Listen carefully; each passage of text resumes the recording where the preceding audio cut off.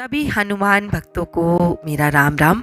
दोस्तों, आज का वीडियो आपके लिए बहुत महत्वपूर्ण होने वाला है क्योंकि आज मैं बात करने वाली हूँ भोग से संबंधित। दोस्तों, भोग लगाना तो देखिए व्रत अनुष्ठान या हमारी दैनिक पूजा का सबसे महत्वपूर्ण हिस्सा होता है। भोग एवं प्रसाद जिसे हम अनजाने में नज़रअंदाज कर देते हैं, जिस कारण हमें हमारी पूजा का उचित फल प्राप्त नहीं होता। अगर आप अपने बाबा को अपने घर का सर्वस्व मानते हैं, उन्हें अपने घर का मालिक मानते हैं, तो उन्हें प्यार से रखना भी ज़रूरी है। दोस्तों, भगवान का भोग आपको पूरी श्रद्धा, पूरे मतलब एक अच्छे से मन के साथ आपको भोजन बनाना चाहिए, क्योंकि कहते नहीं है कि जैसा खाओ अन्न वैसा रहेगा मन। और जिस भावना के साथ आप भोजन बनाएंगे, भोजन का स्वाद भी वैसा होगा। कभी आप इस चीज़ को नोटिस कीजिएगा कि अगर आपका मन अच्छा नहीं है, आप गुस्से में हैं या आपके शरीर में कोई कष्ट है और आप जल्दबाजी में खाना बना रहे हैं, तो उसका स्वाद नहीं होगा। प्रसन्न मन से भगवान का भोग तैयार कीजिए। अब आपको बताती हूँ कि किन किन चीज़ों का भोग आपको नहीं लगाना है। उससे पहले आपको बता देती हूँ कि भोग लगाते समय किन सावधानियों को ध्यान में रखना चाहिए। दोस्तों, भगवान का भोग आपको अलग बर्तन में लगाना चाहिए, यानी कि आपको उनके लिए छोटे छोटे बर्तन रख लेने चाहिए, पीतल के या स्टील के या तांबे के, जो आपको सुविधा लगे उन्हीं में आपको भोग रखना चाहिए। भगवान को भोग के साथ आपको पानी रखना ज़रूरी है, क्योंकि आप जिस प्रकार से पानी पीते हैं खाना खाने के बाद, तो भगवान को भी तो चाहिए पानी। ऐसा थोड़ी ना है कि आपने मिश्री रख दी, चीनी रख दी, ड्राई फ्रूट्स रख दिए और बस हो गया आपका काम। ऐसा नहीं, आपको पानी ज़रूर रखना है, क्योंकि भगवान उस पानी को ग्रहण करते हैं। ऐसी श्रद्धा आपके मन में होनी चाहिए। मैं आपको एक सच्ची अनुभूति बता रही हूँ, अपनी बता रही हूँ। दोस्तों, मैं क्या है अपने घर में हनुमान जी को जो जल रखती हूँ, उसे आप विश्वास नहीं करेंगे कि 3 से 4 बार मुझे उस ग्लास में पानी भरना पड़ता है, क्योंकि वो ग्लास अपने आप खाली हो जाता है। कुछ लोग मुझे सुनेंगे तो उन्हें लगेगा कि मैं ऐसी ही बातें कर रही हूँ, बढ़ा चढ़ाकर बोल रही हूँ, लेकिन मैं बिल्कुल सच्चाई बता रही हूँ कि गर्मियों के दिनों में मुझे 3 से 4 बार पानी को रखना पड़ता है।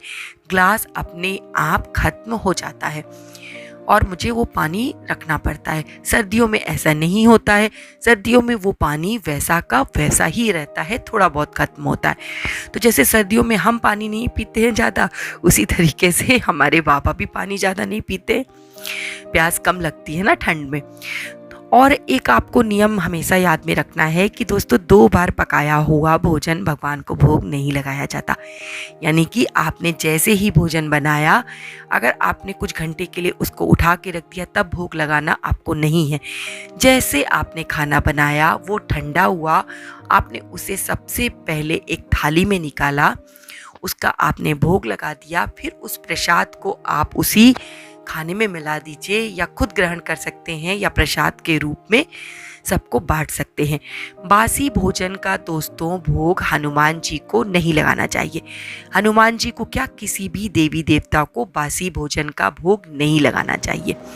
प्याज और लहसुन से बने पदार्थों का भोग आपको नहीं लगाना है, क्योंकि इन्हें तामसिक भोजन के अंतर्गत रखा जाता है और भगवान को जो भी चीज़ें अर्पित की जाती हैं वो हमेशा सात्विक होती हैं, जिनसे आपको फल मिलता है। ये तो अलग बात है कि जिस प्रकार से आप बना लीजिए नियम, उस प्रकार से आपके भगवान ढल जाते हैं, कि बिल्कुल सच होता है। क्योंकि मैं अपने घर में भगवान को दिन में कई बार भोग लगाती हूँ। जो भी हम लोग कुछ खाते हैं, अगर चाय भी पीते हैं तो चाय का भी भोग लगाते हैं, या शरबत बनाते हैं तो उसका भी भोग लगाते हैं। अगर आप इतना नियम कर सकते हैं तो बहुत अच्छा है, क्योंकि वो आपके घर के एक सदस्य हैं, मालिक हैं। तो मालिक को सबसे पहले पूछना चाहिए ना, बाद में नौकरों को खाना चाहिए। और हम सब क्या हैं, हम सब उनके दास हैं। तो इस तरीके से आपको भगवान को भोग लगाते रहना चाहिए। दिन में कम से कम 2 बार भोग आपको दोस्तों ज़रूर लगाना है। कभी भी आपको बिना नहाए भोजन जो पकाया हो, उसका आपको हनुमान जी को भोग नहीं लगाना है। बाल खोलकर कभी भी आपको भगवान का भोग नहीं तैयार करना चाहिए, क्योंकि हो सकता है कहीं से कोई बाल खाने में चला जाए, जिससे खाने में अशुद्धि आ जाती है और इस प्रकार का भोग भगवान को अर्पित नहीं किया जाता। कभी भी गंदे किचन में, यानी कि रसोई घर, मान लीजिए आपने रात में खाना बनाया, सुबह उठ के आप उसमें खाना बनाने लगे, आपने सफाई नहीं की, ऐसा नहीं करना है। आपको सफाई करने के बाद ही भोजन बनाना है। भोग लगाते समय दोस्तों अगर आपको छींक आ जाए तो उस भोग को बाबा को अर्पित ना करें, क्योंकि कारण ये है कि जब आप मान लीजिए इस तरीके से छींकते हैं या खांसते हैं तो हो सकता है कि आपके थूक के कण या किसी प्रकार की अशुद्धि भाव भगवान के भोग में मिल जाए तो वो अच्छा नहीं होता है। वैसे तो भगवान राम ने सबरी के झूठे बेर खाए थे, है क्योंकि सबरी थी ही इतनी महान, लेकिन हम इतने महान नहीं हैं। हमें तो चीज़ों का ध्यान रखना ही चाहिए। एक चीज़ आपको और बताने जा रही हूँ कि खाना बनाने के बाद जो सबसे पहले आप थाली हनुमान जी को भोग लगाएंगे उसमें तुलसी दल को डालना ना भूले। दोस्तों आपने मंदिर में भी देखा होगा कि जब आप जाते हैं तो भोग लगाया जाता है तो उसमें तुलसी दल डाल दिया जाता है, क्योंकि कहते हैं कि तुलसी दल डालने से भगवान को वो भोग बहुत प्रिय हो जाता है और वो उसे ग्रहण करते हैं। और तुलसी जो होती है वो उसके कुछ मेडिकल जो इफ़ेक्ट होते हैं वो भी आपके खाने की जो गुणवत्ता बढ़ाते हैं, तो भोग की गुणवत्ता बढ़ाते हैं। तो आप उसे तुलसी दल को डालना ना भूलें।